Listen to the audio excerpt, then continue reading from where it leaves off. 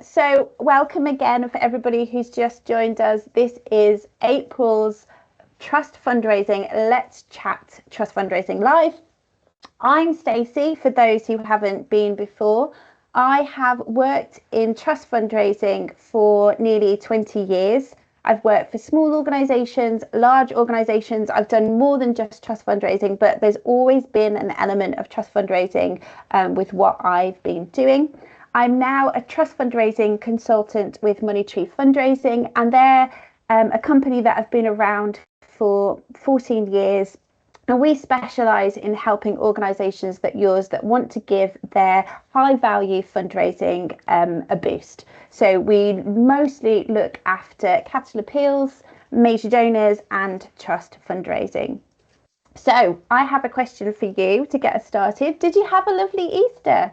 Did everybody have a nice Easter? Did you manage to get some time away from your desk to take some time out and do something lovely? I hope. It's really important, isn't it, that we take some time out and we don't have burnout. There's been lots of talk about burnout in the sector, hasn't there? So it's really important that we look after ourselves and take that time away from our desks. So I hope that you all did.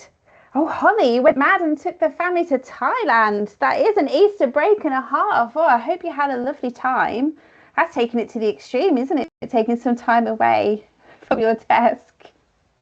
Oh, and Tori ate all the chocolate, absolutely, as we should do at Easter. It's the one time we can eat chocolate and not feel guilty, isn't it? Really? Yeah, Holly definitely wins. Going to Thailand definitely wins. I can't compete with that. Can we? Really? We can't compete with that. Going to Thailand. What an amazing breakaway. Well done, Holly. Well done. So has anybody got any questions or any thoughts or feelings that they want to share with us? How are you feeling about the sector at the moment? I know there's lots of chat about how many trusts and foundations are closing or pausing what they're doing. How's that making everybody feel? Oh, good, Ed. I'm so glad that you're feeling really positive. That's amazing. What I was just going to say was, if you needed to feel a bit more positive at the moment about the sector, because it sometimes feels like all we hear is, what's closing and what's pausing. Those closures and pauses still represent less than 5% of all the opportunities that are out there. So although we hear a lot about what's closing, we don't hear a lot about the amazing things that are still happening out there. So, 5% closing or pausing is a small percentage in the grand scheme of everything that's going on. So I just wanted to bring that back round in case you were feeling, not like Ed, who's feeling massively positive. And you're right, there's loads of doom and gloom at the moment in the sector, and that can sometimes kind of, if we hear doom and gloom, that's all we then hear. We don't always hear the positive. So I wanted to try and bring some positive to those of you that are feeling a little bit down. It can really affect you when there's a lot of negativity going on in the sector. It can really affect how we feel about what we're doing and what we're putting out there, and if we're not getting the responses that we'd like. It is competitive, but that's always been something in trust fundraising. Having worked in the sector for nearly 20 years, you kind of do goes in these peaks and troughs. When we had the tsunami and things like that, and lots of things going on abroad, lots of funders pivoted what they were doing to support those overseas projects, and there wasn't a lot of UK funding available. But that came back. We had COVID and there was loads of funding available in COVID, and funders really stepped up. So it can go like this, and it's all about holding your nerve and knowing that you're doing the right things and looking for new ways to do things that can really help keep you positive and keep you moving through. So it's glad to see there's not much negativity coming out in the chat, which is amazing. When we've done this before, some of the, we've had some really people feeling really negative. So it's great to see that feeling is starting to be more positive now, and people are starting to feel like things are picking up. And Holly's just said she's had some success with a Ludlow application, which is amazing. People are always asking me, have you heard anything from Ludlow? We seem to be putting things out there, but we don't seem to be getting anything back. So that's amazing, Holly. You're going to give us all hope that people have had success with Ludlow applications. That's brilliant.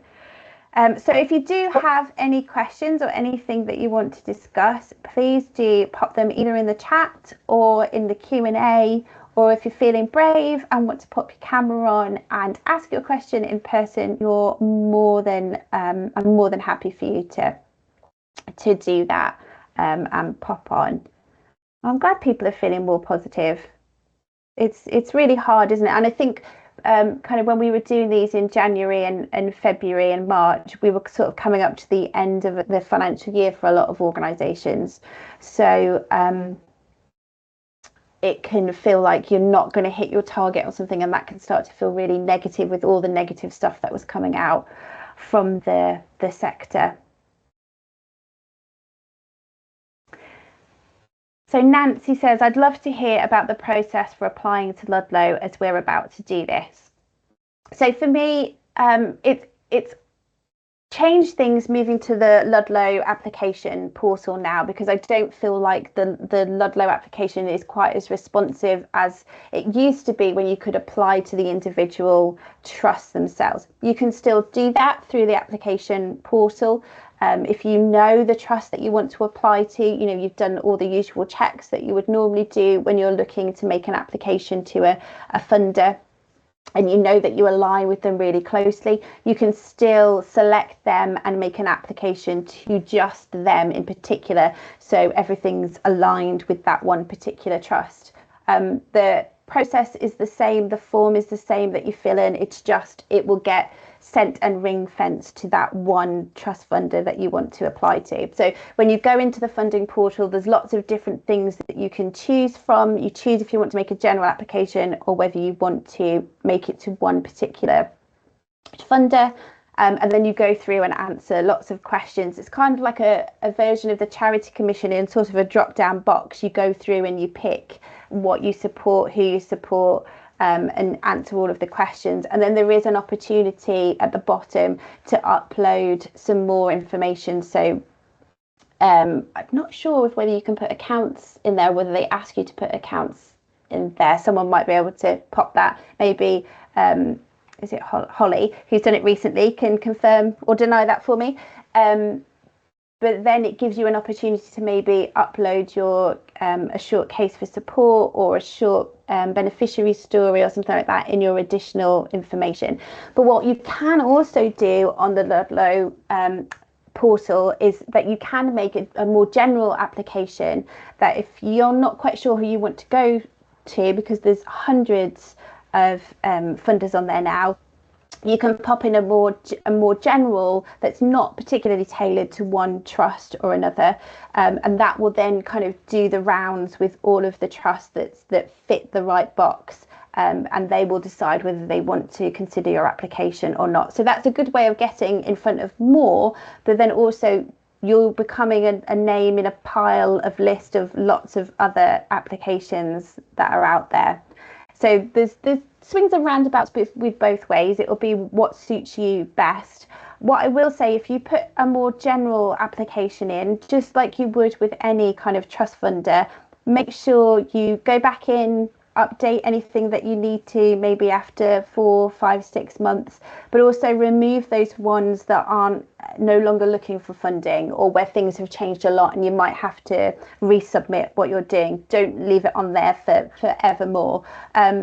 Success rates are quite low, but they're quite low across the sector at the moment, so don't let that put you off putting something into the Ludlow portal. It's better to have something out there and have a horse in the race, as we say, than not to have anything there at all. So I would do your research first. You can download from the Charity Commission all of those that are a Ludlow portal application that are looked after by Ludlow, and so you can go through and see if there are any particular trusts that you want to apply to. It's always the best way to do this, rather than a scattergun approach.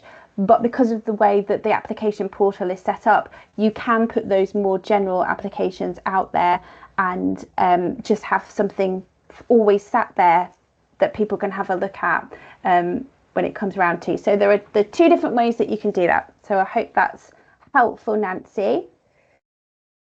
Amy says, although genuinely positive, just skipped, I am still feeling the pressure, feel like there's less funding opportunities, we're already somewhat limited as a large national museum, and have been tasked with securing unrestricted core funding, which has always been a challenge from the trust and foundations angle. Absolutely. I have just done an on-demand webinar, which will be available soon, about looking at how you can talk about unrestricted and core funding as project funding, how you can start talking about some of those things that people don't necessarily think make a project, but actually your project wouldn't be able to survive without some of those core funding items. So that will be coming out soon, because it's a real big topic. Lots of senior leadership and trustees are looking, because operational costs are going up and funding is harder to find, are looking for those unrestricted core funding. Trust and foundations is never the best place to find your unrestricted and core funding. Your major donors, even your individual giving, potentially even legacies, that is unrestricted funding in a lot of cases. That's easier, not easy, easier to secure.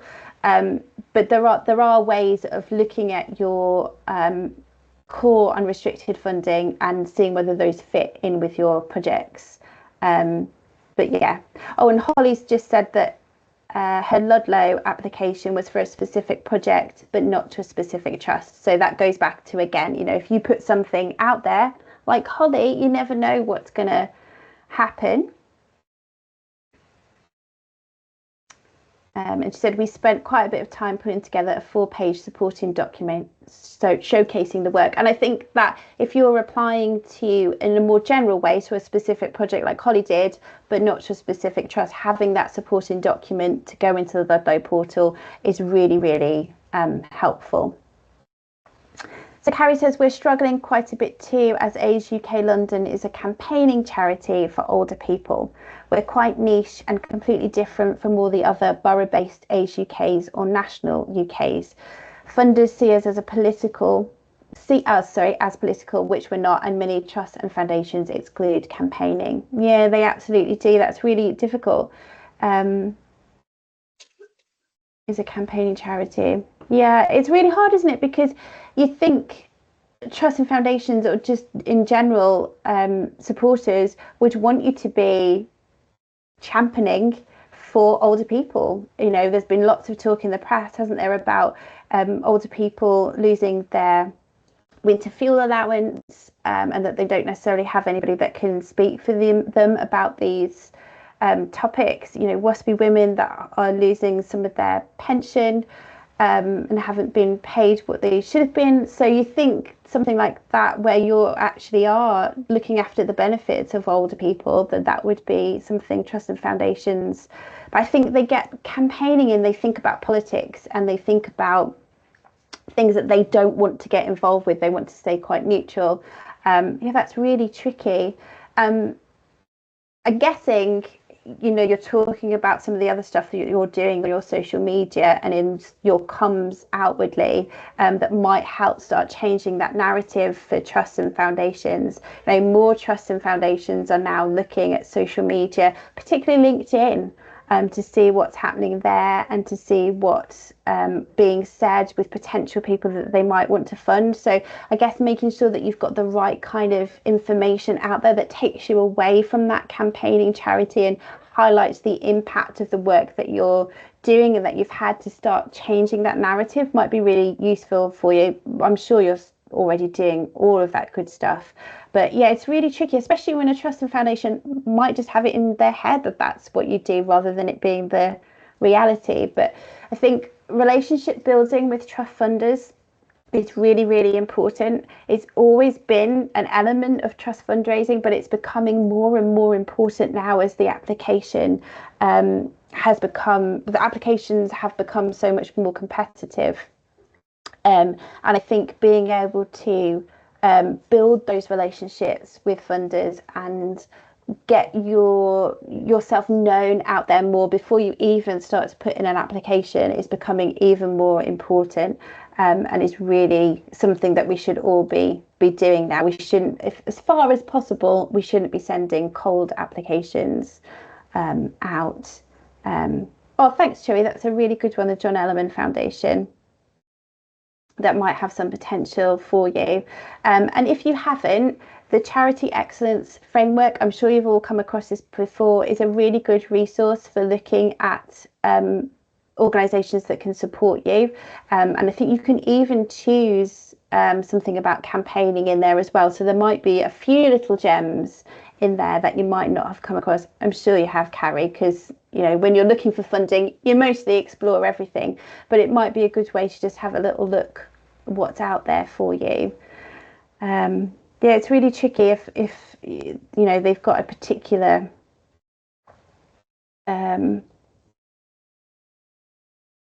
niche thing that they've clung onto. Oh, and Carrie says they've applied for there before, but they have a national focus. That's the thing, isn't it? You find somewhere and go, oh, this might be a good one, but then there's always something, isn't there, that just doesn't, you don't quite tick the box for. That's such a shame. How about everybody else? How's everybody else feeling? Anything that you're coming across that you want to share with us? Good news, bad news, anything that you've got going on at the moment? Any questions that you have for me? Let me check the Q&A. Actually, I haven't checked in there either. We've just been using the chat, haven't we? So anything that you want to come on video and chat about, anything that you're seeing in the sector, anything that's causing you any concern or something that you're really, really positive about, some really good news that you've had. We'd love to hear it. We love positivity in the Let's Chat sessions. Holly says she's come across this daily leads. Oh, she's put LinkedIn, the daily fundraiser posts. Yeah, really interesting. I use LinkedIn so much more than I ever used LinkedIn before. It's a really, really good source of news, not just about what funders are up to, but actually what this is happening in the sector. And I find things on there go on quicker than they even go on Facebook now. People just seem to be using trust fundraising, LinkedIn, more than ever, and it's a good way to get in with funders as well. You can quite pop underneath something that they've put on. Great to see this funded, really great, what a good use of funds, to just get yourself and your name and your organization start to be noticed by those funders. It's a really good, cheap, simple way to start building those relationships with funders. Oh, good. I'm glad you're getting some good suggestions there for you, Carrie. It's really tricky, isn't it? Ed said, does anyone know of any trust-specific awards charities can enter? A small team of 3, we would like to put ourselves forward for an award, but all I can find is fundraising, team of the year, etc. We have the budget to apply for an award, but I can't seem to find any. Actually, I don't know, and I'm sure someone will correct me or come up with something amazing in the chat. I don't know of any trust-specific awards, charity awards. I'm trying to think if the Institute of Fundraising does anything. I know you get, yes, like Ed says, you get legacy awards, and you can get for best campaign and best celebrity ambassador and things like that, but I can't think of anything that's particularly trust related. I shall think on that one, Ed, but of course, if anybody in the chat knows of anything, please do pop it in there. I think it's definitely something that there should be. I think trusts often get forgotten about, that it's a really good fundraising income stream, and every charity or organization should have trusts as part of their income mix. But I think because it's not, I hate to use the word sexy, but it's not something where people think, oh, this would make a good story or a good PR story, or something like that, unless you've had a massive donation in through trusts. It doesn't usually get the recognition that it deserves. But I'm going to write that down, Ed, and I'm going to go and do some research on whether there is any trust. But for the 20 years I've been doing this, I can't think of anything. I certainly haven't ever been, putting a team forward for something, because I don't think there is anything specifically for trusts at all. But well done for thinking down that way, though. I think it's great that teams want to push themselves forward and put themselves forward for an award. Funders look at that kind of thing as well. They look at who's even been shortlisted for awards, particularly if they're sector specific. They will look at industry awards, but if you can put yourself forward for something related to the field that you're working for, you're helping your beneficiaries for, that can also get you on the radar of funders as well. So anything where you can put yourselves or your organisation forward for is amazing, and I think we should be doing more of that, especially as trust fundraisers. We're not very good at shouting about how great we are, and we are all amazing, and we do lots of amazing things, often quite quietly, because we're not good at pushing ourselves forward. And like we've just discovered, we don't think there's any industry awards specifically for trusts, but we should all really get better at shouting how amazing we are, because we do amazing things. And also, we're that bridge between a funder and our delivery teams.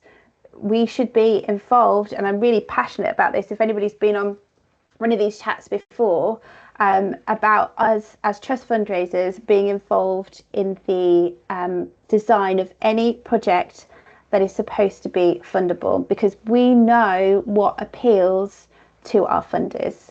And so we should be instrumental in helping to pull those projects together.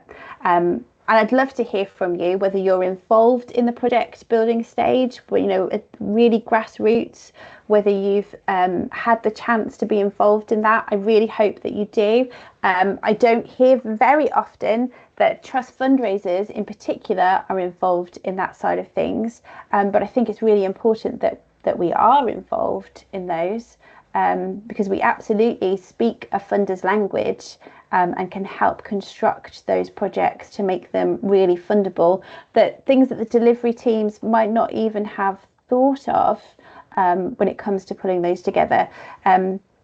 It's things that I've come across in the past are taking baseline data before a project even starts. So you know who your beneficiaries are, and you take that baseline data, so you know where you're coming from and what you're building to. Lots of delivery teams don't always think about that step, whereas when you're thinking about impact and you're thinking about what your funders will want to see and want to know about your beneficiaries now and where they might end up, having that baseline data is really, really important. And it helps the delivery team as well, because if they've got return on investment to look at, if they want to know where they've gone from and where they're going to or where they get to, it's really important to have that baseline data.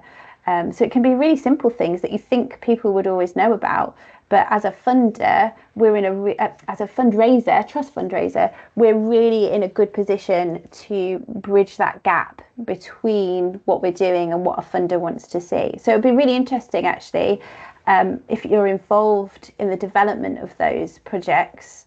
Like I said, I really hope that you are, because it's so important. And are any of you using LinkedIn? Are you finding it useful? Are you finding it useful for connecting with those potential funders when you're doing your kind of cultivation stage of the process? And how are you finding that? Are you finding it really useful? Like I said, I'm finding LinkedIn more useful than I have in a long time, not only for connecting with funders, seeing when funders are putting information out there, changing priorities, when then new deadlines might be, things like that. But but also what's happening in the industry. I don't know how many of you are part of our Trust Fundraising Hub on Facebook. That is also another good place. I'm going to pop in the chat the link for that. Fundraising Hub. Pop that in case you want to join us over there. It's a really, really lovely group if you're not already part of that. Really good place to share insights, ask questions, oh, thank you, Carrie. Carrie finds it really useful. It's a really, really good place. And when, you know, when certain deadlines are coming up and you see the scramble of people, like, have you managed to put yours in? Have you managed to put yours in? It really creates that kind of camaraderie that sometimes we need as trust fundraisers, because it could be quite isolating. Particularly, I find lots of trust fundraisers maybe work on their own, or maybe it's a trust fundraiser and a researcher, and they don't always in the same place, especially with all, you know, the ability to work from home now and work remotely. So to have something like the Trust Fundraising Hub is just a really great way to feel like you're not on your own in these things. And I hope you find the same about these Let's Chat Trust Fundraising Lives, that it's a chance for us all to come together and talk about things that are on our minds, how we're feeling about things, and also, you know, things that might have been causing us some distress, so we just need to get it off our chests. So please feel free to use these. You know, these are for you, these live chats, for us to come together.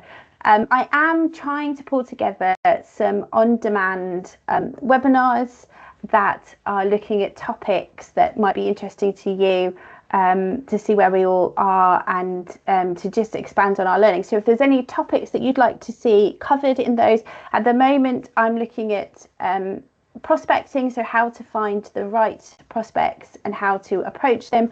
I'm also doing a webinar around strategy and how to form a trust fundraising strategy, and also I'm working on one at the minute about relationships and how relationships and trust fundraising have changed, and how relationship building has become really at the forefront of what we're doing as trust fundraisers.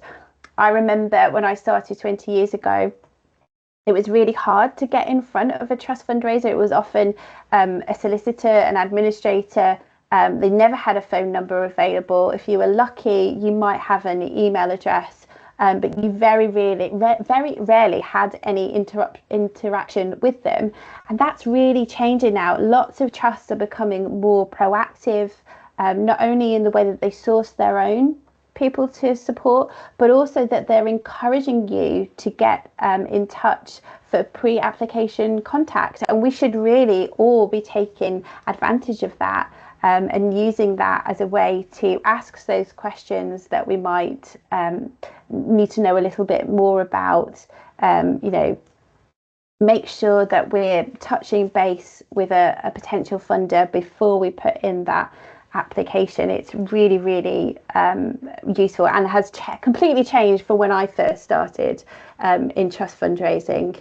It was all very sort of one person, very old-fashioned way of doing it. Hardly any trusts had any Facebook pages, let alone a website, or that weren't. I don't even think LinkedIn was a thing back then. I don't know how old LinkedIn is, but I don't think I was using it back then. So didn't kind of use it as a tool to interact with trusts and potential funders. And now all these things and tools are at our disposal, and we should really be using them. So like I said, if you've got any topics that you'd like us to cover in some on-demand webinars that are coming up, some sessions, they're usually around 30 to 45 minutes. What we usually do is have an on-demand webinar that you can download and watch at any time that suits you. Lots of people take information in better that way, but we're also doing some live webinars as well. So we'll do the kind of training portion, and then we'll have a live Q&A session afterwards, and those will be on set dates. So then hopefully there's something there for everybody, and different ways that everybody learns as well. So if you've got any ideas for topics that you'd like us to discuss, please pop them in the chat. That will really be helpful for me to make sure that I'm on the right lines for everybody. Amazing. Let me just check the Q&A section. I keep forgetting that we have a Q&A section in Teams, because when we used to do these on Zoom, there was only a chat function, so everything had to go in there. But everyone's being very good and putting it where I can see in the chat function. Ed, I'm still pondering about the Trusts Awards, and I'm getting more annoyed the more I ponder on it that I don't think there are any specific Trust Awards out there. Maybe this is something we can campaign for, start a LinkedIn campaign to say that there should be, because there definitely should be. So we do amazing things as trust fundraisers. So like I said, if anybody's got any last questions that they want to ask, please feel free to pop them in the chat. This is all about what you need from this session, and what you might get out of it, that you might feel helpful and useful. And so do people use the IOF, Institute of Fundraising? I have used it less and less, I'll be really honest. There was some things that went on a few years ago that I won't go into here. For a lot of people, it changed the way that we viewed the Institute of Fundraising, and the way that we, might respect them. I think some of the things that they do are still really good and still really important for the sector. A lot of it's very London centric for me. I'm based up here in sunny Shropshire, so it's not always as easy for me to get down into London. And also things that can be quite expensive as well, particularly if you have to add in the travel costs of getting down into London. Some of the more regional things that they do, I've been to some of the kind of mini conferences in Birmingham. I found that really, really beneficial, to meet with some people that were kind of on my patch, as it were. But I think now that we've moved into this kind of, lots of us work from home now, or hybrid work, and having to be able to access things like this that are online, it means we're not taking out too much time of our days that are really precious, and we're so busy and we've got so much to fit in. But I'd be really interesting to see how you are all using the Institute of Fundraising. If you still are, do you still find it useful? Is it something that's still on your radar? I know Get Grants and Fundraising Everywhere are two kind of institutes that are really kind of coming up in the ranks, and maybe are a little bit more in tune with what the sector needs and as the sector is doing. Those are both two really good places to go for information and training. Us here at Money Tree Fundraising, we're also trying to bring you elements that you'd find really useful, on-demand webinars, live webinars. So we've got some really great videos on our YouTube channel that you can access. So I think there's a lot more out there than there ever used to be. When I first started in the sector, the Institute of Fundraising was somewhere that you would always go for everything. But I think we've kind of built beyond that now. So it'd be really interesting. Like Ed said, he's never used it. So that's someone who's never found it useful. Where do you go, Ed? Where do you go for your information? Where does everybody else go? Monetary fundraising, we work with people really closely. So what you can do, there's no membership for monetary fundraising. You can sign up to our newsletter for free. Our information is all on our website, which is www.monetaryfundraising.co.uk. You can sign up for our newsletter there, and you get a major donor newsletter every other week, and a trust fundraising newsletter every other week, and that just brings you insights, blogs, tips, things that we've got going on, and that you can then tap into. Then we have a kind of another layer, which are these monthly Let's Chat Trust Fundraising, or Let's Chat Major Donors, if that's your thing, and you can join those for absolutely for free.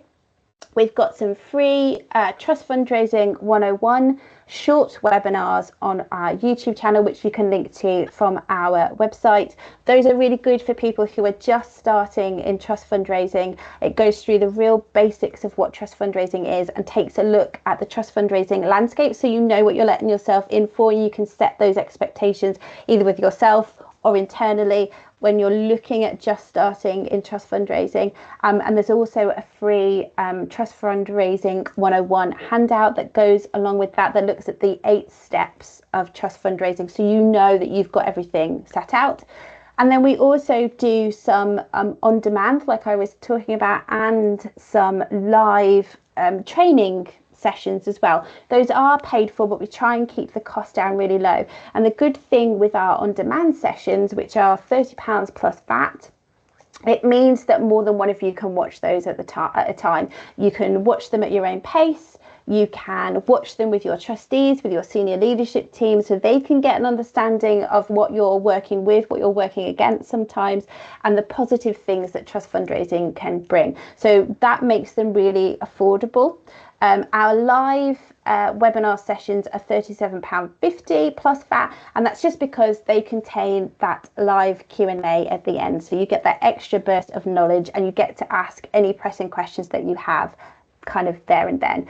And we're trying to build those up for trust fundraising at the minute. We've got some for major donors. But also one of the other elements we can do at Money Tree Fundraising is really work with you and your budget to help boost your high value giving. So fundraising. So if you want to do some more with trust fundraising and don't know where to start, you want someone to come in and write a case for support for you, or support you to do some prospecting in a particular area. Maybe you're a small team and don't have the capacity to be able to do that. Maybe you want to make an application to the National Lottery, say, and you've never done that before and you want some support. We can do that for you and we can help you through that every step of the way. Or we can take a look at your trust fundraising program and help you look at the next steps. What could you do to strengthen it? What could you do to change some of the things that you're putting out there? Is there a better way to do some of the things that you're doing? So if you're interested in any of that, please do feel free to drop us an email, or there's a contact us function on our website as well. And you can pop some details in there, and our lovely Rachel, who is our development manager, will get in touch and chat about the different options that you have. We're really good at working with your budget. So if there's things that you want to do, we can help you work within your budget and figure out what we can do for you. Yeah, we can do 1 day, we can do 4 days, however your budget stretches, and whatever you might need from us, we can work with you. And then you might get to work with me, which would be really lovely. I love working with the charities that I get to support. I've just done a project looking at mentoring for young people to try and get them back into education, and that's been really, really interesting for me because it's not necessarily a sector I've done lots of work with. So be able to see where they are and what they're wanting to develop and looking for trust that would fit has been really, really interesting, and it's a good way to kind of build those relationships and, you know, uncover trust that maybe I wouldn't have known existed. And to be able to take that knowledge with me then, especially when we're doing things like this, to be able to answer more of your lovely questions. Oh, that's brilliant, Mandy. Yeah, please do sign up. It's absolutely free to sign up on our website for our newsletter, and then you get notifications of when these live chats come out. You can get notifications of when we upload some of the new webinars that I'm working on as well. You also get, you know, you can drop me an email if you've got pressing questions or you want to talk about anything more, or on LinkedIn. Do I have a budget for a year, which I personal development training, and seeing what I can use it on in this year? Absolutely, have a look at what we've got out there, and if there's anything specific people would like some training on, we can do that and we can tailor it, because if one person is looking for that training, I'm sure more people are looking for that training. I started with Money Tree Fundraising in January, so we're just building back up our trust fundraising webinars and training sessions and things like that. So like I said, working on prospecting, strategy and relationship fundraising at the moment. So if there's anything else you'd like to see, and we've got some on core costs and how to fold those into projects coming up as well. I did a session at the Hospice Income Generation Network, and that went down really well. I think lots of people are looking at how they can make core costs fit into a project. So there's a hospice version of that coming out. and a more general one, just because some of the examples in there of how to do it relate to the different sectors. So it was easier to do 2 different ones. So those should be coming out soon. And if you sign up to the newsletter, you'll get all that good stuff coming into your inbox, so you can find, but there's all sorts of price ranges on there as well. Are you able to support with international trust fundraising too? I mean, we can absolutely have a conversation with you about that, specifically in raising funds for animal welfare. So I have an animal welfare background in trust fundraising, mostly for UK, but a lot of those also support international organisations too, particularly welfare ones. So it's definitely something we can have a conversation about if you wanted to do that.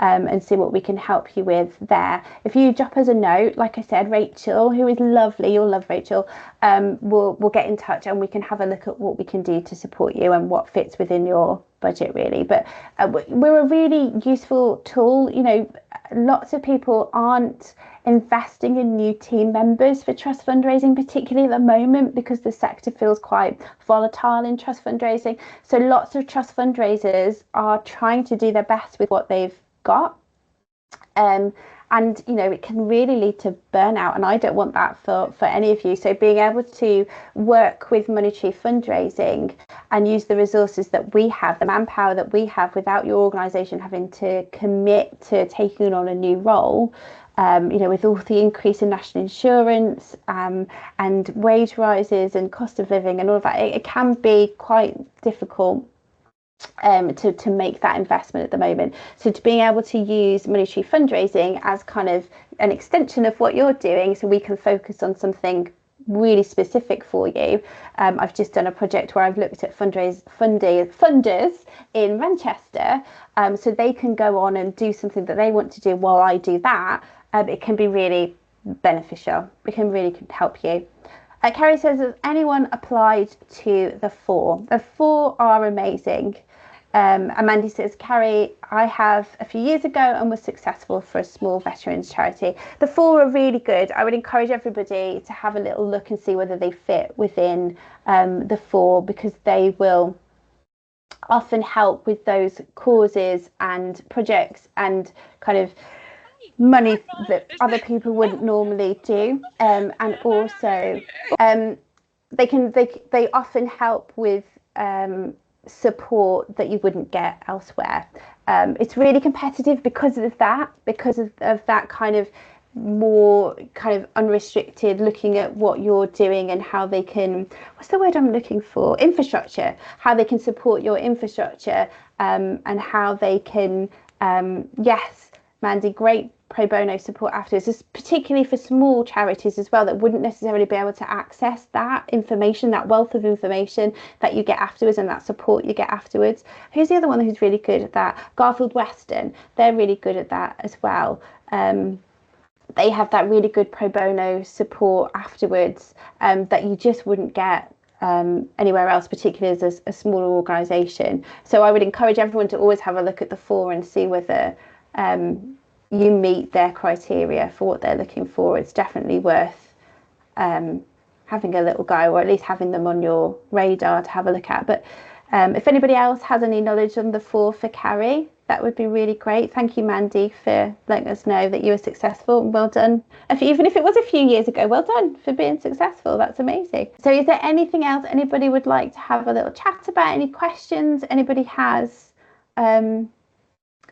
Oh, Ed, that's a tricky one for a sunny Tuesday afternoon. What would you change about the sector? I know it's something I've always said, whether it's the sector or whether it's how trustees perceive the sector, I would like trustees to be a bit more hands-on with how they approach supporting fundraisers, particularly trust fundraisers. I don't know if any of you have ever been in board meetings with trustees. You always get lots of ideas about what we could do. You know, here's a famous person, let's go after them. Why aren't we applying to the lottery? Why aren't we doing this? But nothing that's ever sort of practical in my experience. You might have all had lovely trustees. I've worked with some lovely trustees, don't get me wrong, but it always feels like they draw the line at, this is what my job is here to do, and that's your job. So I'm just giving you exciting things that you can go after, but the practicalities of doing any of that are quite low. So I would love it if trustees were a bit more proactive in what they do. Like, oh, I know this trustee really well of this other foundation.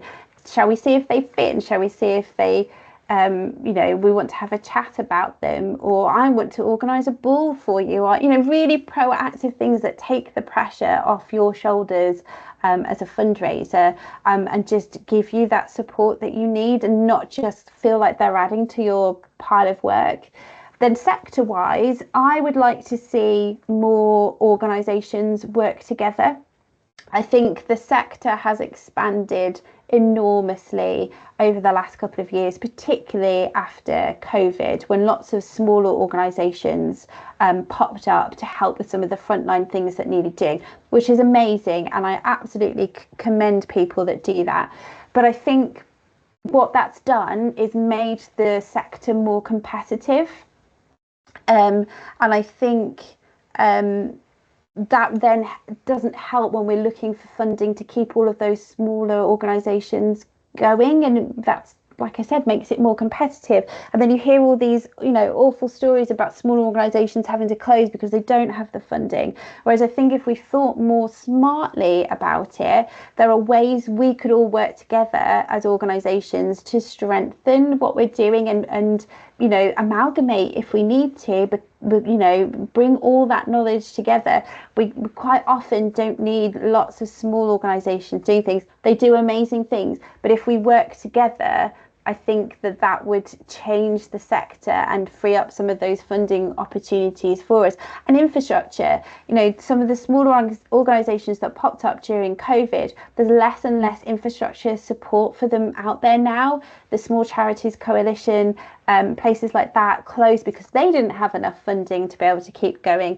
So then, I worked with an organisation here in Shropshire that was trying to help some of those small organisations find funding, deal with some of the trustee stuff that they had coming through, some of the governance stuff, and we were struggling to find funding to do that, to help them. So if we could come together as a sector and go, actually, we're all doing the same thing, I don't know, in Manchester and Shropshire, could we pull together and amalgamate what we're doing so we have those strength in numbers?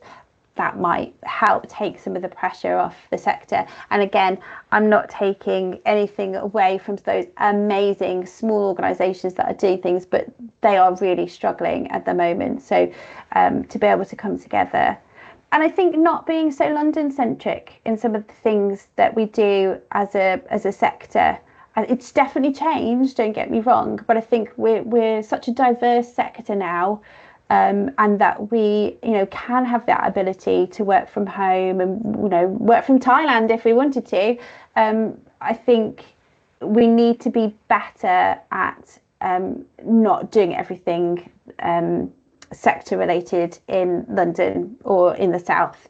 There's so much more going on out there that we could come together and talk about and strengthen, and make sure that we have speakers at our conferences that are from a wide, diverse background, that we're bringing all of those things and all of that really rich knowledge and things that we're facing in different parts of the sector forward.